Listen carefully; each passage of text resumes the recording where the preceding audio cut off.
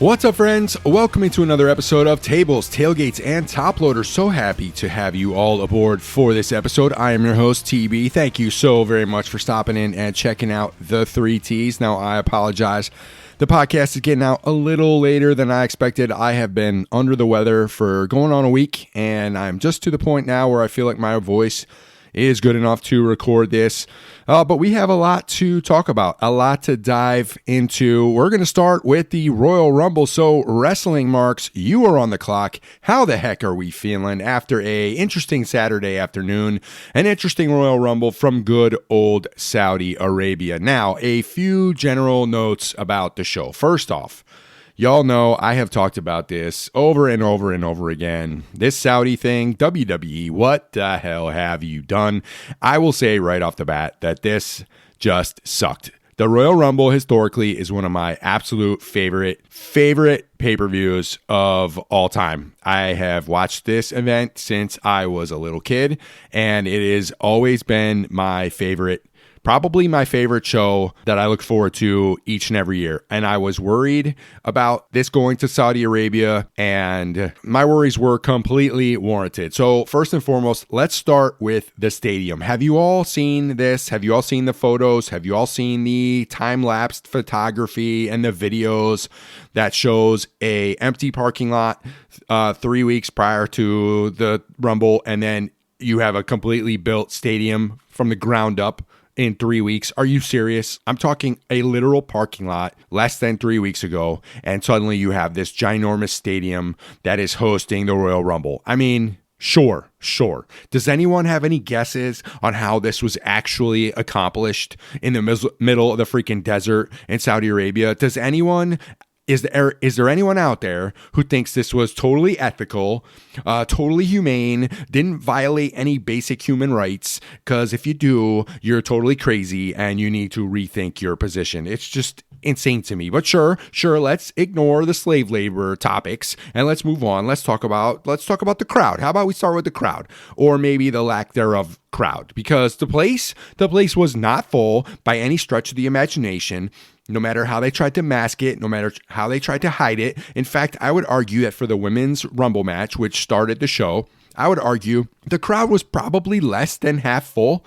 And I would say that, yes, seats filled in as the show went on, but there is zero chance that this brand new arena that you built in the middle of nowhere was more than 75% filled. I would say maybe 60 to 70% at best.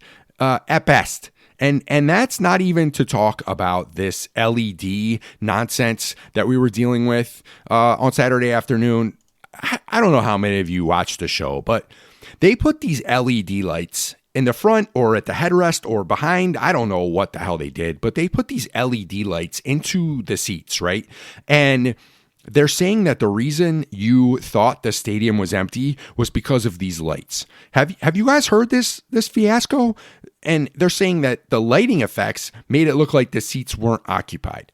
Now, I get what they're saying to a point, right? When you look straight on, so if you're looking at a seat or a section straight on, yes, the LED lights could make it look like that section was empty or unoccupied because it made it very hard to see the crowd. The lights almost masked the crowd, but there were camera shots where you saw entire sections from different angles, not necessarily head on, and they were almost completely empty. So I don't want to hear that the LED lights made it look like the place was empty, because there were sections that were empty. Get out of here. This is disgraceful. This is one of your top 3 pay-per-views of the year. This is one of TB's favorite pay-per-views of the year. And number 1, you sell it to the Saudis. And number 2, you can't even fill a brand new stadium you built in 3 weeks on the backs of slave labor. So great job, WWE. Great look. Way to start 2026 off. Y'all should be ashamed of yourselves.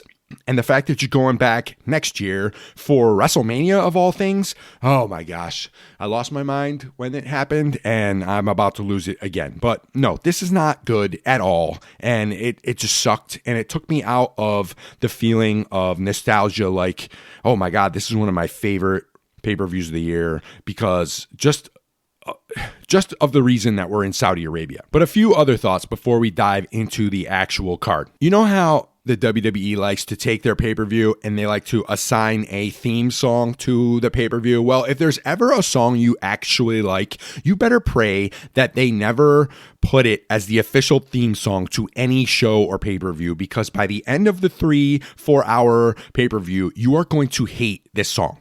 So, case in point, for the Royal Rumble, they had picked Linkin Park's Heavy is the Crown. Now, you play that song outside of last Saturday, that song's pretty good. Linkin Park, I like them. I like their music. I like what they're doing with the new lead singer. I think she's good. But this song, Heavy is the Crown, it's a pretty good song.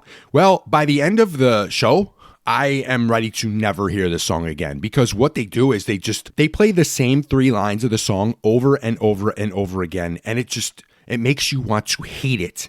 And I don't understand what the need is to play it on loop, but yet it's the same 3 lines over and over again. So can we maybe make some adjustments, maybe play some different parts of the song, maybe not play it every 10 seconds? It's just insane. Anyway, another point. This camera thing where we're following the wrestlers into the building and we're constantly, zooming in and zooming out, and they're drinking coffee and they're wearing their ball caps and they're wheeling their luggage and they're coming out of their cars. It's just too much. We do it literally every single show, whether it's Raw, whether it's SmackDown, whether it's a pay-per-view.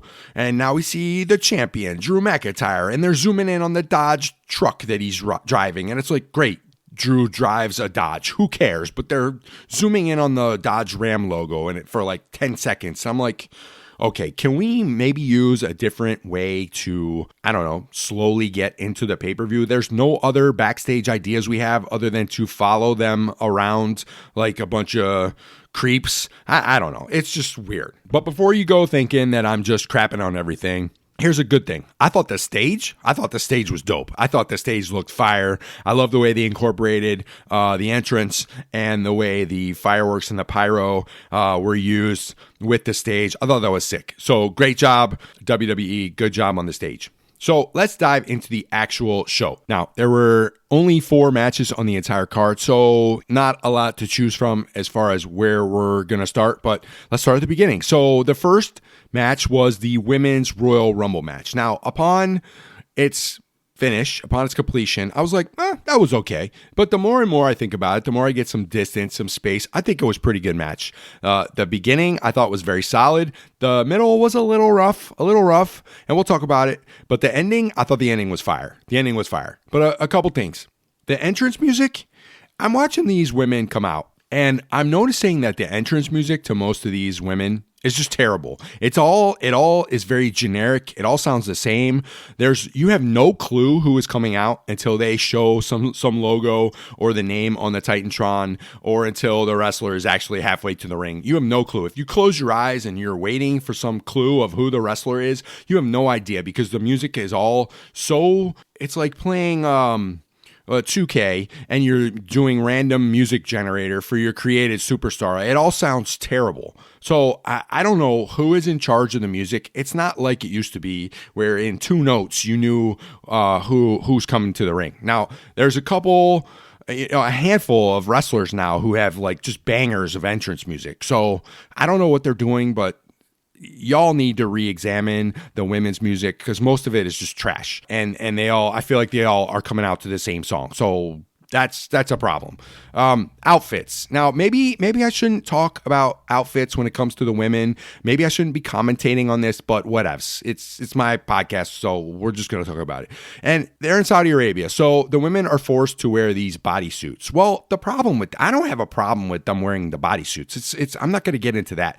But again, it's similar to the music argument. There's nothing that distinguishes one of the females from another with these bodysuits. They all look exactly the same, and it's just stupid, and it's another reason why they should never go back to Saudi Arabia. I don't know if you've all seen the meme or the picture that was created, AI, where the women are all like looking like Power Rangers, and they all looked almost identical. And it's just like the design of these bodysuits has nothing to do with their character or the way they normally look or anything like that. And it was like, oh, there's a Saudi Arabian store that they got to go shop at that has all these bodysuits, so you better grab 30 of them because they all can't show a single inch of skin. And it was just like, this is so stupid. And look, I'm not one to care about an overall appearance, and this has nothing to do with like sexism or anything. It just, they look dumb and it doesn't contribute to their character or their personality, nothing. So when you're doing stuff that impedes the like pushing these women in a positive light, like, what are we doing? So maybe think about that too, in addition to the slave labor that it took to build your stupid stadium. But I don't know. Oh man, it's so, I was worried about this stupid Saudi show, and it's just as I expected. Anyway, let's talk about the actual Rumble match. The start, number 1, number 2, Charlotte and Alexa Flair.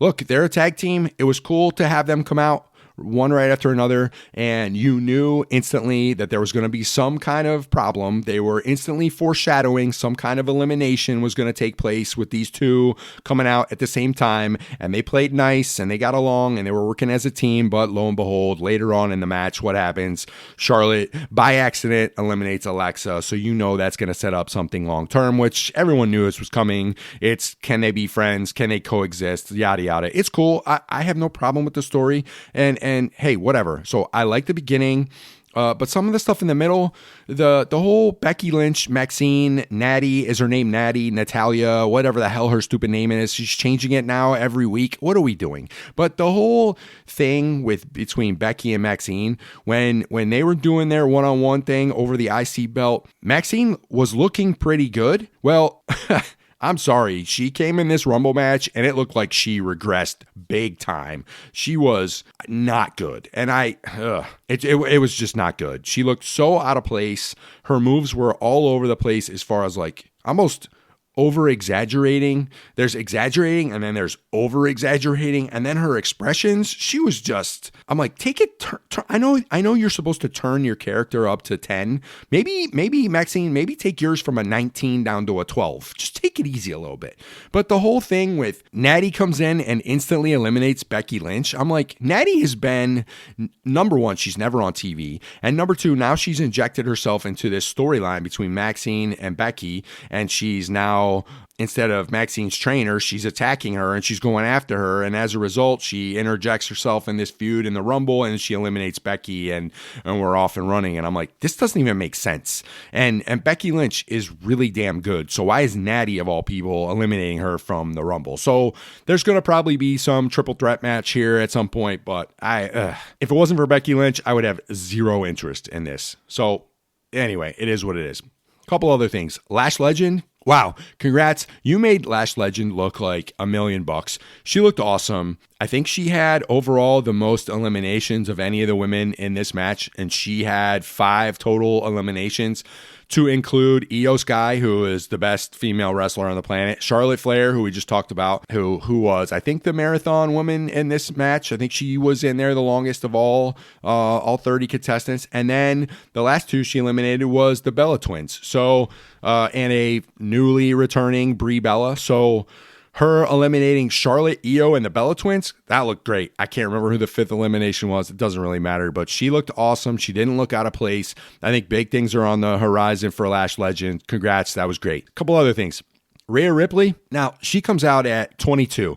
There's 30 entrants to this match. What is the need? Can someone explain to me why Rhea Ripley at 22 is going to get her own individual pyro show as she's coming out to the ring? Does that make any sense in any world? And I know they did it for Roman Reigns. On the guy's side, stupid. Don't do it. It takes you out of the match. They're supposed to be getting their asses to the ring. There's no need for a pyro show. How does that make sense at all? It doesn't. So you should never do that. But the ending of this match, the final 3, you had Liv Morgan, you had Sol Ruka, who, tip the cap to you, Sol Ruka, between you and Lash Legend, I think those were the 2 standout rookies or young up-and-comers. Sol Ruka was awesome in this match. So it was Liv Morgan, Sol Ruka, and Tiffany Stratton, and they just put on a great finishing sequence. I love the very end of that match with them all on the outside of the ring, hanging onto the ropes over there by like the ring apron and the turnbuckle. I thought it was great. Sol Ruka went for her soul snatcher on the outside, and it was just too high risk with no reward, and she gets eliminated by Stratton, and then Liv Morgan hits the Oblivion on Tiffany Stratton on the outside of the ring ropes, which was sick, and it was just cool. So Liv Morgan hitting that finisher and sending Tiffy Times to the floor. Great. That was awesome. She wins. And, earlier in the match, she eliminated Raquel Rodriguez. So we know you're going to have some Judgment Day chaos, and I'm all here for it. Look, in my last week's episode, I had talked about wanting Lyra Valkyria to win. That didn't go over too well, but having Liv win didn't really upset me at all. Side note, Liv's career, by the way, what a career arc. I mean, let's be honest. For the first couple years, who out there actually thought she was going to make it on this roster? She was terrible. It was not good. She was always, I felt like, hovering around that cut line, but she kept working, she kept pushing, and now she's literally one of the top stars in the business, and it's awesome to see how far she's come, how much she's improved. So good for her. Big congrats. It was good. I really enjoyed seeing her win. Surprises. Normally when we talk about a Rumble match, we like to talk about surprises. Well, the only surprise in this whole match was a returning Brie Bella. She had been gone for over 4 years, and can you really label that as a surprise? I mean, I don't know. Sure, I guess. But to me, it's not that surprising. I think it's kind of cool to see her back. But if you fast forward to Monday Night Raw, and we're going to kind of interweave what happened at the Rumble with some stuff that happened on Monday Night Raw. But if you fast forward to what happened Monday Night Raw, that surprise and happiness from her coming back instantly went away, because she comes down with Nikki, and they take the mics and they're in the ring, and they cut this terrible promo about how they're coming after the women's tag belts. They literally talk for, 12 seconds, and they don't really say anything. They're like, okay, we're back and we're going for the belts. And everyone's like, that's it. That's terrible. That was trash. I was not sold whatsoever. And then I'm like, okay, cool. Bella Magic, Bella Twins are back, but have you looked at the rest of the women's tag division? Because you have no chance of competing with any of these legit teams. The division is stacked, and I have no interest in a Bella Magic tag team reunion, 8-10 years later or whatever it is. But other than Brie Bella, no shocks. The match was pretty straightforward. The women's match basically used the roster as far as NXT, SmackDown, Raw. They just went with it. They're like, no, these are 30 of our best women. We're putting our best foot forward, and they had the talent to do so, and I thought it all worked well. And I'm not upset by that at all. I'm not upset by the lack of surprises for this match. I thought maybe we would have seen a Bianca Belair at some point. Apparently she's got this injured finger that's been a problem now, and she can't seem to get that squared away. Obviously she never came out during the Rumble. So Liv is the winner.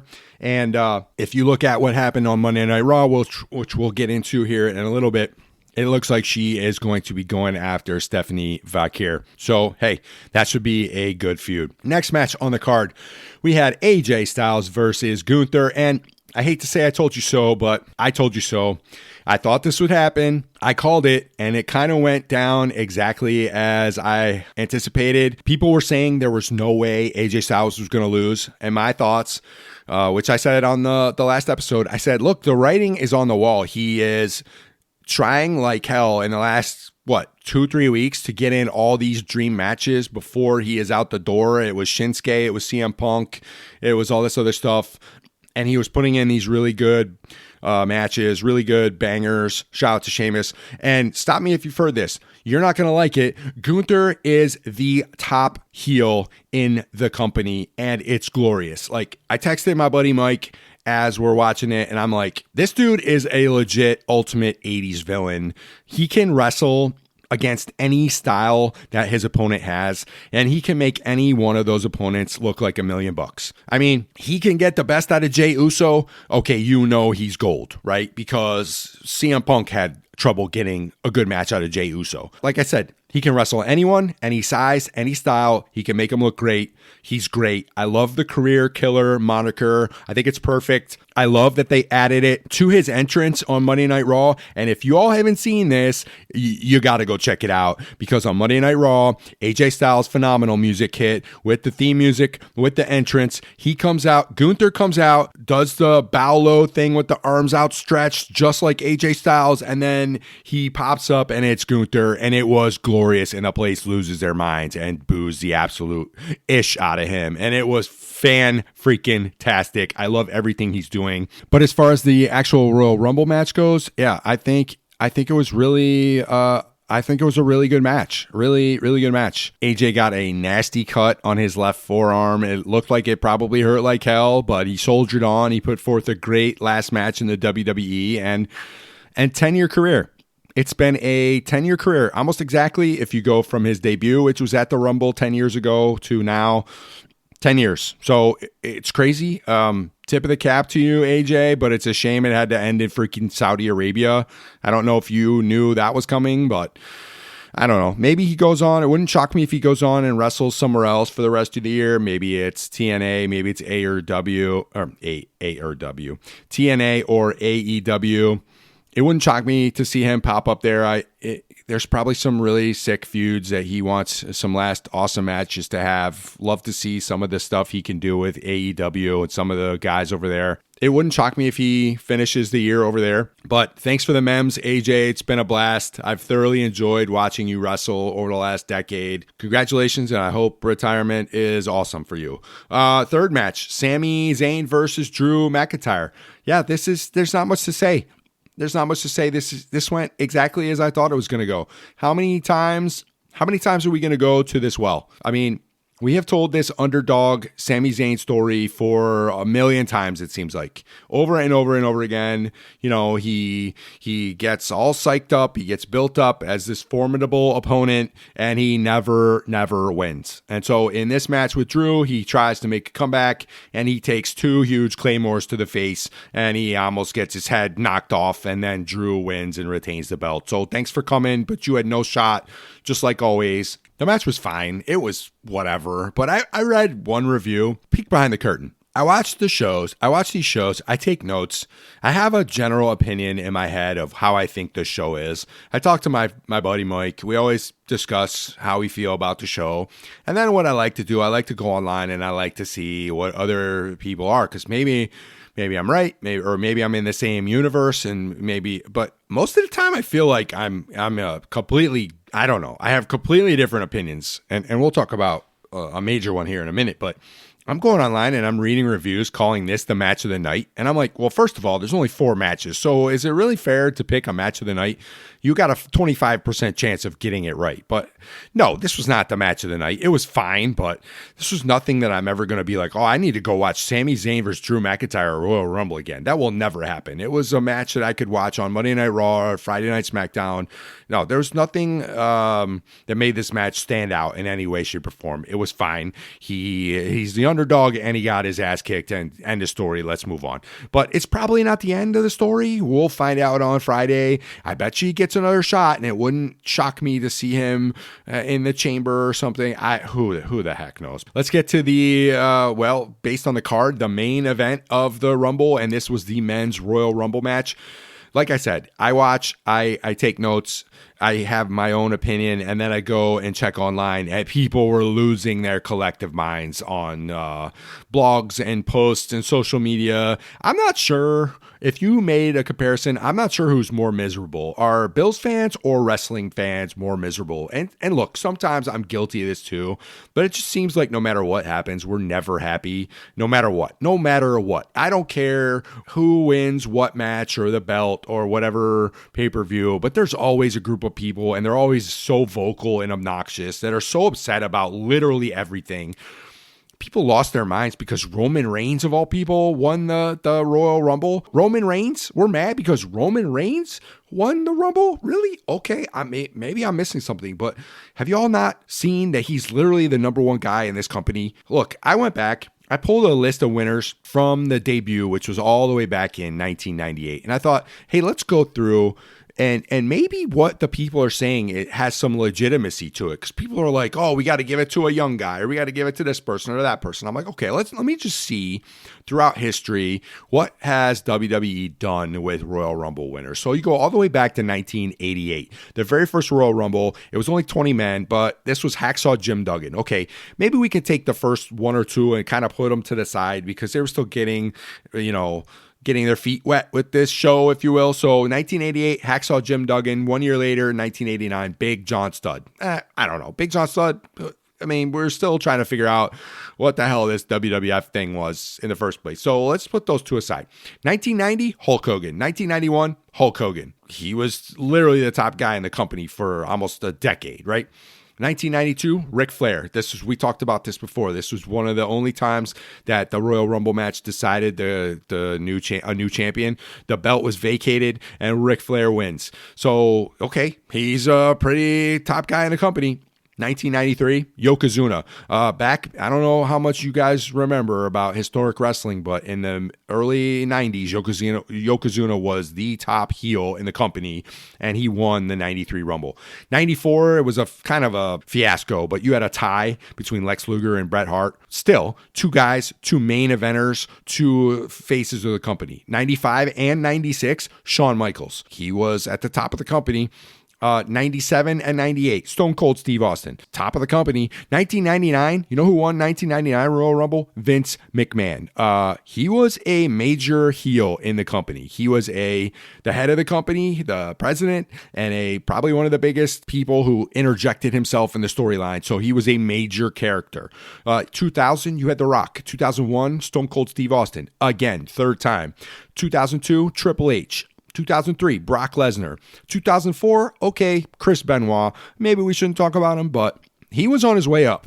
He was a top player. He was getting a monster push. 2005, Batista. Dave Batista was a beast in the company, a top guy. 2006, Rey Mysterio. I think this is when he lasted like 60 minutes or something. 2007, The Undertaker, top guy in the company. 2008, John Cena. 2009, Randy Orton. 2010, Edge. 2011, okay, here's one a little out of the norm, Alberto Del Rio. But again, if you remember what was going on in the company back then, he was kind of a big deal. 2012, Sheamus. 2013, John Cena. 2014, a repeat, Batista. 2015, Roman Reigns. Again. 2016, Triple H. Again. 2017, Randy Orton. Now here's a little different one. 2018, Shinsuke Nakamura. 2019, Seth Rollins. 2020, Drew McIntyre. This is COVID. Actually, this is right before COVID hit. 2021, Edge again. 22, Brock Lesnar again. And then you go on a Cody run. 23 and 24, Cody Rhodes. And then, what's the outlier? 2025, Jey Uso. So let's look at this, almost 38, 39-year run. Like I said, take out the first 2 years where they're getting their footing. There's only a few winners who weren't legit top guys of the company. I'll give you Chris Benoit, and maybe you could argue he was still a top guy. Alberto Del Rio, who's, like I just said, was still a major part of storylines back then. Shinsuke, okay. And Jey Uso. Hey, does anyone remember the Jey Uso fiasco of last year? Y'all wanted him to win, and he was a terrible champion. So I'm like, why are we complaining that Roman Reigns won? Now, who would we have been happy with? Did you all want to see Cody Rhodes win for the third time in 4 years? Please, God, no. Now, I had picked Braun Breaker as being the winner, but he was eliminated literally 10 seconds into the match. Now, obviously, this is part of a much bigger storyline. I love the fact that he was taken out before he even got to the ring by this hooded mystery figure. And now he is gone absolutely wild, and he's on the warpath, and he's going crazy all over Monday Night Raw. I love the story they're telling, but they literally didn't even put him in the match. He was eliminated by Obafemi as soon as he got thrown into the ring after he was jumped by the hooded figure. Okay, so he's not going to win. Randy Orton? Yeah, I would have been okay with a Randy Orton win, but like I said, he's already won 2 of these things. I feel like maybe that wouldn't have been the likely thing because he's doing this storyline maybe kind of sort of with Cody Rhodes, so it seems like they're going to collide at some point. Obafemi, now, yeah, that would have been awesome. But guess what? He came out at 1. Are you going to have Obafemi making his Royal Rumble debut win it from the number 1 spot? I mean, talk about an ultimate rocket ship to come out at 1 and win the whole damn thing. I mean, look, Obafemi was mad impressive, but they showcased him. They made him look dominant, and they teased some absolute bangers of future matchups for this one-man wrecking crew moving forward. And they doubled down on it because Monday Night Raw, like 2 nights later, they had him come out and basically fight the War Raiders, 2 huge dudes, and destroy them. So I think Oba is going to be just fine. I think they're setting him up nicely. So, okay, let's put him off to the side. How about LA Knight? La Knight? Look, I think he's taken over for Drew McIntyre because now he has the crown for not winning anything. He literally doesn't win anything. So I'm not sure what to feel about LA Knight, but again, fast forwarding to Monday night, And I know we didn't have, a crystal ball. We couldn't look to see what was going to happen 2 days later, but he's knee deep in this vision battle. So the final 6 of the men's battle Royal Rumble was Jacob Fatu, Jey Uso, who we just talked about. You're going to put Jey Uso as the winner again? God, no. Roman Reigns, Logan Paul, Randy Orton, and Gunther. So in my opinion, it was either Gunther or Roman Reigns. And y'all would have lost your collective minds if Gunther, who just retired AJ, hobbles down to the ring 2 hours later or an hour and a half later and then wins the Rumble by eliminating Roman Reigns. All you crazy lunatics who are posting and doing your blogs and your rants on your little channels, and maybe I'm guilty of this too, but y'all would have lost your freaking minds if they had Gunther beat Roman Reigns. So look, given the circumstances, I'm okay with it.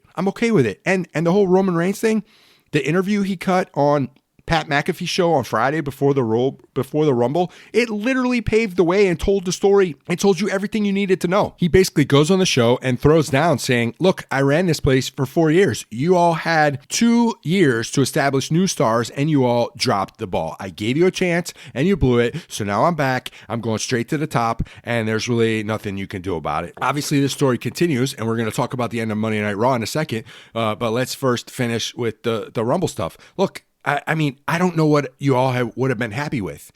Maybe you all have a better explanation, but look, hindsight's always 2020. I get it. We can't Monday morning quarterback it after Monday Night Raw. I get it. I was like, okay, Roman Reigns won. Hey, whatever. Yeah, there's some cool spots. And we're going to talk about a couple other things, but Roman Reigns winning is not the end of the world. Not the end of the world. So I'm fine with it. But a couple other random thoughts. Javon Evans, this was a great debut for him. Great look. He was the marathon man. I think he was just over 40 minutes in the men's side, the men's match. And they are setting this kid up for big things. The future is absolutely bright for this 21-year-old. So congratulations. Powerhouse Hobbs made his debut, a.k.a. Royce Keys. I'm not sure how I feel about that name, but he made his debut in the WWE after coming over from AEW. I've seen his work in AEW. I really like the stuff he's doing over there, and I'm super excited to see how he can be used and what he can do in the WWE.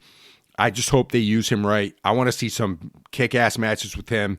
I think he's got a good future ahead.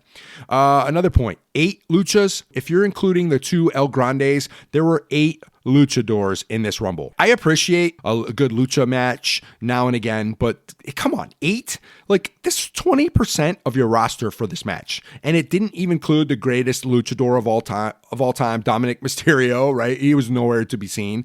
Thank goodness he came back out on Monday Night Raw, introduced the Women's Rumble winner, Liv Morgan. That was cool to see him. I love the glasses. She instantly runs in the ring, jumps on top of him, wraps her legs around him. Like, I'm not sure how his wife feels about that, but whatever. But he's not even in the Rumble match, and you have 8 other luchadors. I'm like, God, this is too many freaking dudes in masks and doing the same moveset. And I was just like, I don't know. I felt like some of the selections on the men's side was just kind of a little weak. I had picked Finn Balor to win this match. Clearly, that didn't work.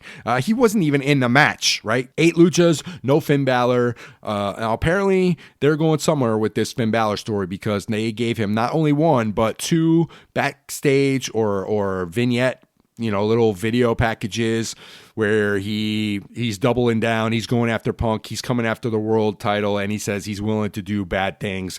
The only way I interpret that is we're seeing a return of the Demon, which would be absolute fire. If we can get a returning Finn Balor and the Demon at WrestleMania, there's not many things that are cooler on that stage than a return of the Demon character. I will sign up for that right now. Let's go. I have asked, I have hoped, I have begged that 2026 be the year of Finn Balor. He's always been one of my favorites. I hope good things are coming for him, and maybe we'll see him get into the title picture and actually get to wear the belt for some time. But like we talked about surprises on the women's side, there are really no surprises at all on the men's side. Powerhouse Hobbs, is he a surprise? I mean, this had been rumored now for a couple weeks, so it wasn't really shocking to see him. I was happy, but I wasn't surprised. But no Jericho, no Chris Jericho, no nothing. I'm sorry, Mr. Iguana. That's number one, not okay. And number two, not a surprise. And number three, like, dude, this is dumb. I get the comedy thing, but when you're talent, when you have so much talent on your roster and you're filling it with Mr. Iguana, I didn't like it at all. But again, I thought, and I was worried about heading into this Saudi thing, that you wouldn't get many surprises because they had to literally fly across the world and get into the country. And that's kind of what happened. Anyway, all in all, how do I rate the first pay-per-view of the year? It's kind of tough, right? Because there's only 4 matches, and 2 of them obviously are your 30-member Royal Rumble matches.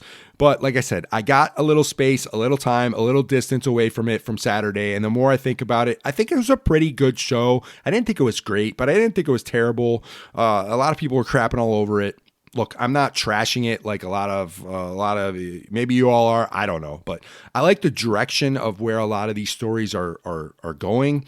I'm excited to see what is in store for the Chamber, and I can't freaking wait to be there, by the way. That's going to be amazing. But all in all, I always like to rate these pay-per-views, but I'm going 2.75 turnbuckles out of 4. Maybe that's high, maybe that's low, but had this been in literally any other city, it would probably been a higher score, but just for being in Saudi alone, instantly docks it a 3/4 turnbuckle. So you're already operating from the jump at 3.25. So it got docked another half a point. I don't know, 2.75 out of 4 turnbuckles. Hey, it is what it is. But Monday Night Raw, real quick before we move on, Monday Night Raw I thought was pretty good and a continuation of some of this stuff. The Braun Breaker thing, him losing it, great stuff. Javon Evans again.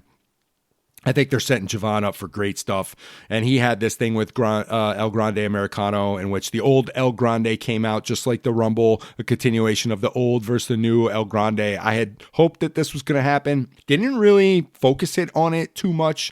Maybe this is a major story moving forward. Hey, if it's a fun extra match, on WrestleMania, the WrestleMania card, I'd be down for that. But like I said, I already talked about it. The Gunther coming out to the phenomenal AJ style music, outstanding. Love the career killer, added to the entrance logo. The crowd went nuts with the FU Gunther chants. I mean, this guy is hated. He has so much heat. I am so here for it. I love everything they have done for this guy. The one thing that I wish, and I bet if you go and you really dig deep and if you could get an honest answer, I think they regret having Jay beat him at WrestleMania last year, because it just looks terrible. And the way that Jay is now and the way he was as a champion, I just think they are trying so hard to overcome that loss to Jey Uso. But I think Gunther is fantastic. I think he's the best heel in the company. I love everything he's doing, and it's just great. He's a ruthless killer, but he has this funny side to it at the same time. So I'm all in. I love everything about it. The Stephanie Vaquer, Raquel Rodriguez street fight for the title. Raquel comes out wearing jeans. Okay, interesting choice, but whatever. I thought this was a strong matchup. Of course, Liv Morgan, Roxanne Perez get involved. Liv's interference kind of costs Raquel a little bit, maybe, who knows? So you know where that's heading. And then Stephanie ultimately maintains the belt. And then immediately after, Liv Morgan hits her with her finisher, and we're off and running. So I think that's where we're going. Liv Morgan is going to go after Vaquer's belt for WrestleMania, and you're going to throw the whole Judgment Day and Raquel into the mix. It's good stuff.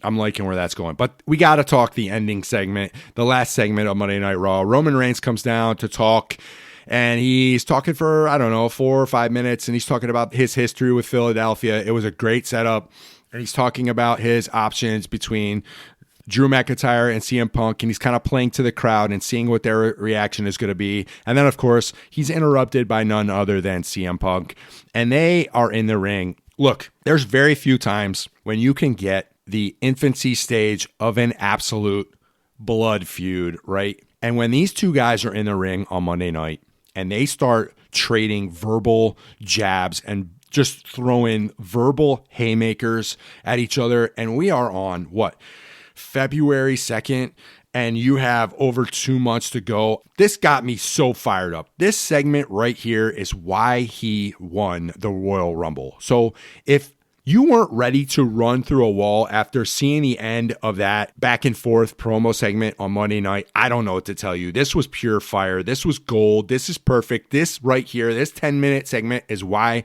I freaking love professional wrestling. They slowly picked each other apart. They drew so much stuff in from their past. It like tied together so much stuff that had happened between them with the Shield and with Punk leaving and all this other stuff. Each of them carrying the belt for ridiculous amounts of time. I was on the edge of my seat. I actually went back and watched it a couple times. Look, this is going to be the main event at night 2. The main event at night 2, closing the show, Las Vegas. This is what a freaking WrestleMania main event needs to be. So yeah, this is why you have him win the Rumble. This is a marquee matchup.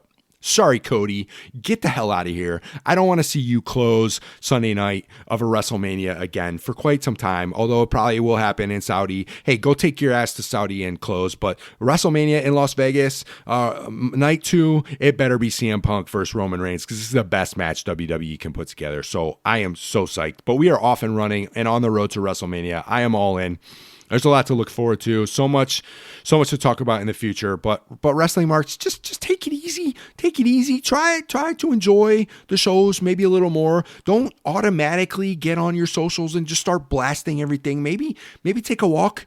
Go get some air. Think about it for a little bit and ask yourself, is it really as bad as I think? And maybe it is. Maybe a couple hours later you're still all grumpy and disgruntled, and then you can go keyboard warrior on everybody. But just take it easy. Everything's going to be fine. This is going to be okay. I think we're in a good place now. I think the path to WrestleMania is going to be fun and exciting. So I think it's going to be awesome. But anyway, let's move on. Bills Mafia, you are on the clock. How the heck are we feeling? A lot has happened over the course of the last week. By now, the whole world knows Joe Brady has been hired to be their head coach. And again, this kind of goes back to what I was just talking about with our initial reactions. Initially, I was not happy. But again, sometimes being sick is a good thing because you can't initially lash out because you're just not feeling well. You don't have the energy. You can't, get on a podcast and start recording for an hour. But here's the thing. The problem with the decisions that are being made by the team, there is nothing tangible that we as fans can measure for weeks, months, if not years in some situations. So we're simply operating out of a space of pure emotion. And I do it, you do it, we all do it. So we can sit and we can argue with each other about this candidate or that candidate and who would be the best fit to coach the team, thinking that we as fans, we know better than the organization. I'm totally guilty of it too. I do it during the games. I do it after the games. I tell you who we should trade for, who we should hire, who we should. It's part of the fun of being a fan. I get it. I'm guilty of it. But it's all kind of a waste of time, especially with this whole coach search thing. And it's completely an exercise in futility. We don't gain anything from any of it. So we see and we react instantly, and it's all based on emotion, and we think we are right, but we don't know anything, and we won't know anything for quite some time. And I'm guilty of it, just like I said, because my initial reaction, it was not good. To me, as an outsider, as a fan, obviously I call myself an outsider because I'm not a member of the Buffalo Bills staff, right? So I'm a fan. I'm just like everybody else. But as someone who follows this team religiously, I read articles, I listen to shows, I literally try to consume it all. I was not sold on the idea at all because at first look, it made no sense to me. But as time went on, as always, right? We talk about zooming the camera out and taking a breath, taking a walk. As time goes on and the press conferences happened and they introduced Joe and he started to speak more and more, and I felt the ice starting to thaw on my cold, dead Buffalo Bills shaped heart. Look, I don't have to like the move. I don't have to like the hire, but for now, at least I can understand why they did it. And logically, it seems to make sense. And if I'm looking at the totality of the entire situation, the entire organization, I think it does make sense to me. And as Joe started picking his staff, as he started hiring his coordinators and his coaches, you could start to see the vision for the team moving forward. You could start to see the vision coming into focus. And I find myself buying more and more into it. And I'm almost there. I'm almost completely on board. But here's the thing. As fans, we never truly get the full story. And maybe we're never supposed to get the full story. We think we have access to all the information, all the knowledge, but probably we're operating with 50 to 60% of the truth. we never know what really goes on behind the scenes. We think we know, but in reality, we never do. So I'm sure there's way more to the Sean McDermott story than we will ever know. I still think there was some kind of power struggle, whether it was between him and Bean, him and Pagula, who the hell knows? But it doesn't matter, because it seems at some point we got to a point where it just wasn't going to work anymore. One of my first thoughts after they hired him was they just went with Joe Brady, because I thought he was going to be a yes man. And I literally joked that I thought the interview process was one question, and I thought that question was, what do you think of the roster? And he's literally the only candidate. What did they interview? 8-9 people. I thought he would be the only candidate that said the roster was great, so he was the only one that was picked. I really don't think, the more distance and separation I get from it, I don't think that's the case. Now, like I said, we're not going to be able to back up any of these claims until we get into the draft, until we get into free agency and trades and deals, and we actually see what the roster shapes into. But I think this team is and has a whole new vision, a whole new approach. You can tell by the hirings and the way he's shaping his staff and the way things are moving forward. But I think it's going to be totally different heading into the new stadium.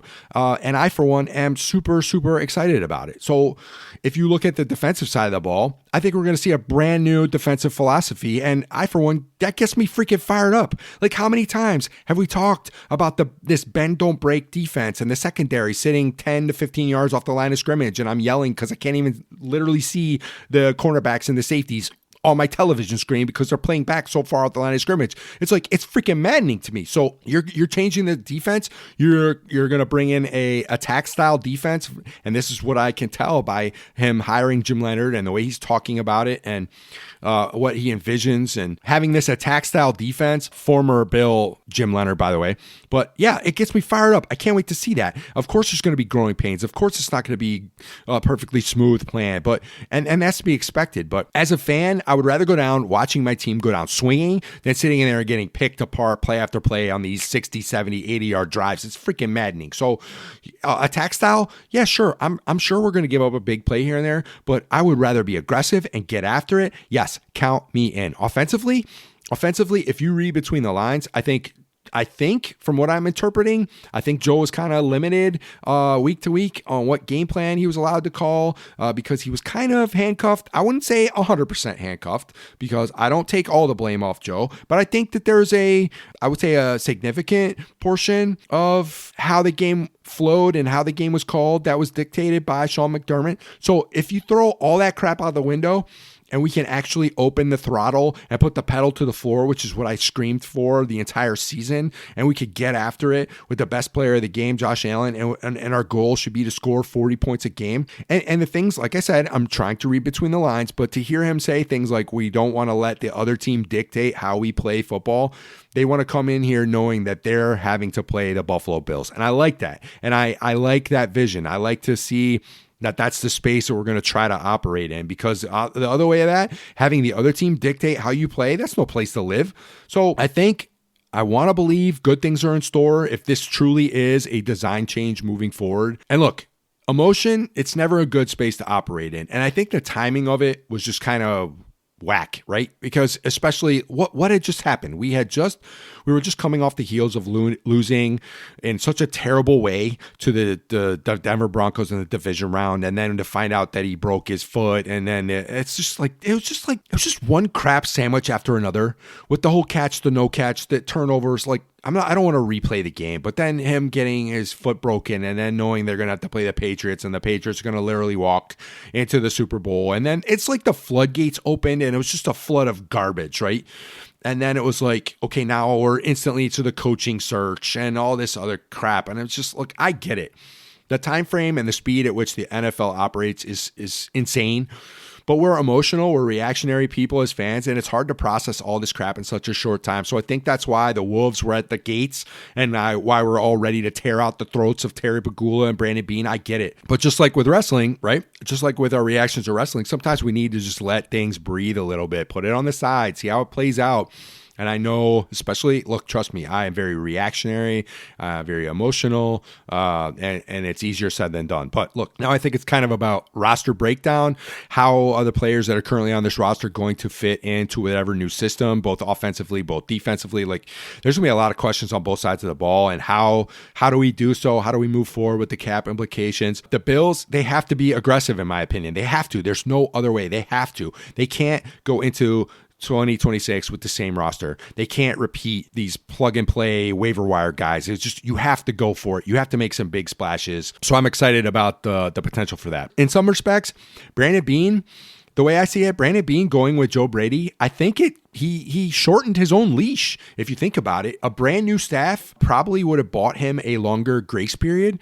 Had he gone outside the organization, wouldn't you think that there would be naturally a longer period of time for everyone to like get up to speed and get a handle on what was in front of them? So I think by going with an in-house candidate and Joe Brady, now I know Joe went outside the organization for literally every other hire, which is good, but I think it shortened Beane's own grace period and his own leash. So he is tied directly to Brady, and the results should be there ASAP, because if it's not, if the results aren't there quickly, I think Beane is gone. Simple as that. I really do. But I'm ready for the draft. I'm ready to get the Super Bowl nonsense over with. It doesn't seem like this just seems like there's no hype for the Super Bowl. It feels like everyone's looking at the Super Bowl kind of like, really, this is the Super Bowl? I don't know. Maybe everyone's laughing at this Patriots team like, y'all don't even deserve to be here. Maybe that's me as a disgruntled Bills fan, but I hope the Patriots get throttled by Seattle and we can get on to the offseason. I want to put this year behind us, turn the page, start to build that good old hope meter back up.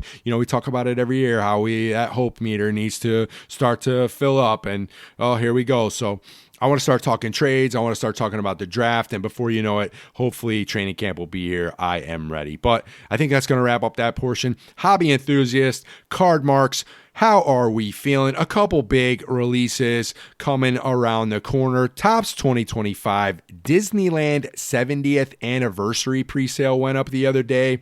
As always, I showed up a bit too late and they were gone, in like 15 minutes. But this is pretty cool, right? This is pretty cool. Now, this isn't going to be for everybody. I receive that. I accept that. But some of this stuff in this set looks pretty awesome. Now, as I said, Disneyland 70th anniversary. You got cards that are based on rides, that are based on park snacks, that are based on different characters. You have rides from like then and now, so how the ride has changed over time. You have cards called timelines and that show different things that have happened in the park. You have cards that show different posters of different attractions. Those are pretty cool.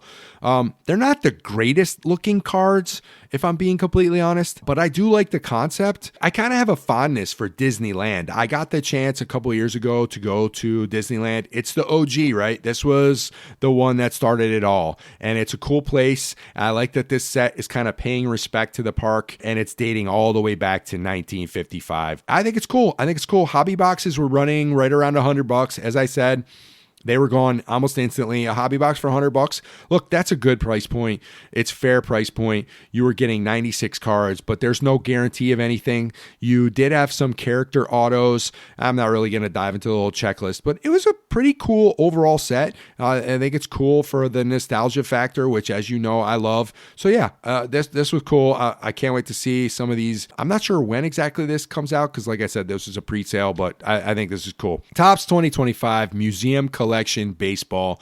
You want to talk premium high-end cards. I talked about the Disneyland not being that like great looking. These are like really high-end stuff. And for a box, you are literally only getting 8 cards. So what can you expect? You can expect an autograph or an autograph relic card, a mem or a quad mem, so 4 different memorabilia pieces into one card.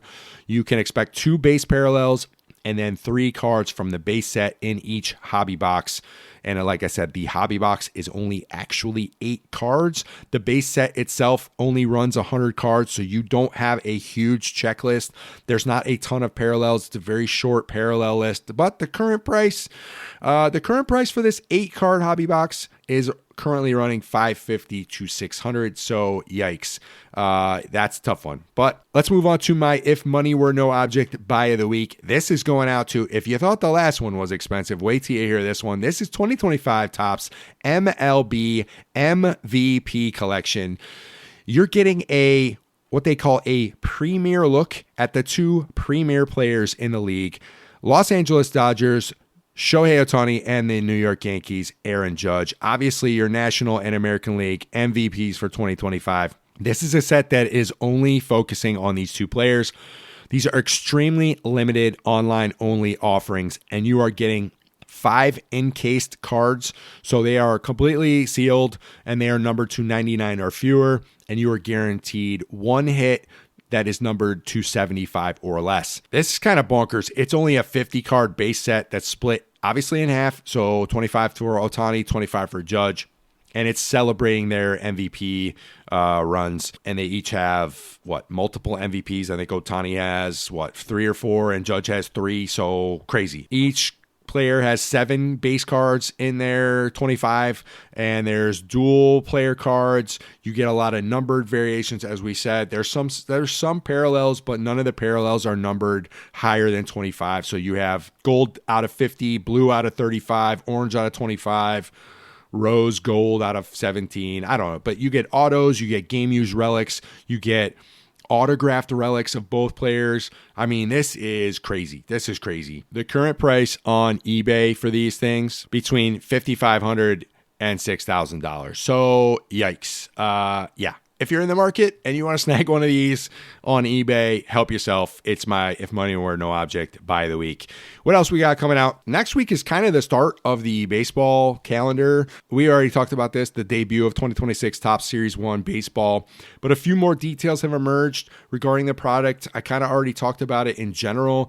A couple more things they're doing. They are paying homage to the heritage of the series of this product, and they are featuring 10 players who have been cover athletes on this product before, and it's pretty cool. 10 recent players, and it's called the Cover Athlete Autograph Insert. I like it. It shows the player, it shows the box that they were highlighted on, and these cards are numbered, and it's an on-card autograph, and it says Cover Athlete on the top. I would love to pull one of these. It's pretty wild. So those are pretty neat. They also have...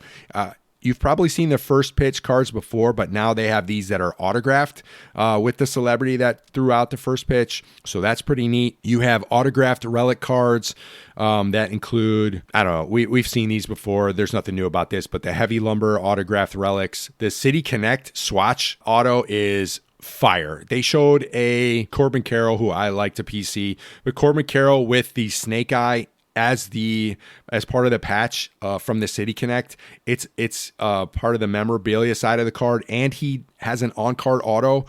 This card is fire. I can't even imagine how much this is going to go for, but that one is amazing. And yeah, I mean, some of the stuff that they're adding to this product, it's going to be really, really cool. Like I said, I had ordered a jumbo hobby box.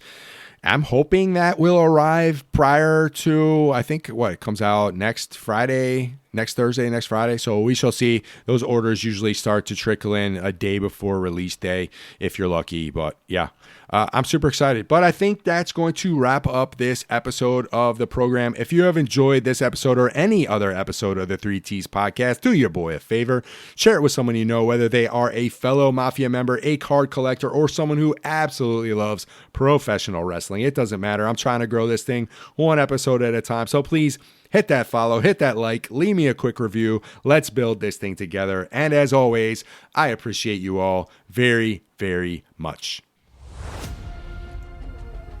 So until next time, whether it's ripping packs, breaking tables, or dropping elbows, keep doing what you love. And as always, go Bills.